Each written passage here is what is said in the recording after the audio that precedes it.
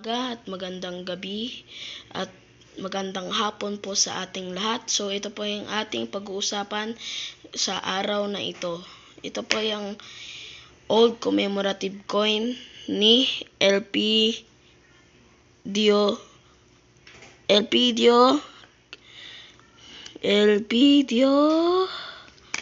nakalagay Elpidio Quirino. Yan. 100 na taon niya na po itong kaarawan. So, ito po yung aking pinaka-old na commemorative coin po sa lahat ng collection ko. Ito, ang coin po na ginamit dito ay ang 2 piso coin. Ito ay ginamit po yung 2 piso coin. So, yan, nakalagay dyan, Republika ng Pilipinas. At syempre, at ang iba pang nakalagay, Seal of the President of the Philippines. Yan. Yan. So, yan po. Mga star.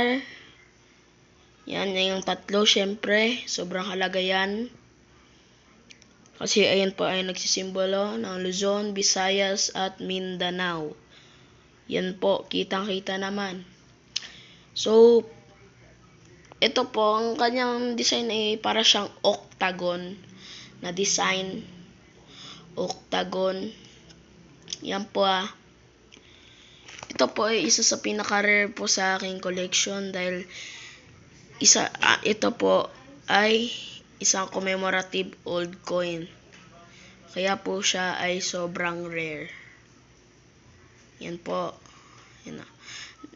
Ito po ay ang kanyang, nung pinanganak po siya ay itong noong 1890. Tapos ang kanyang birthday ngayon noong 1990. No, 100 years old na po siya.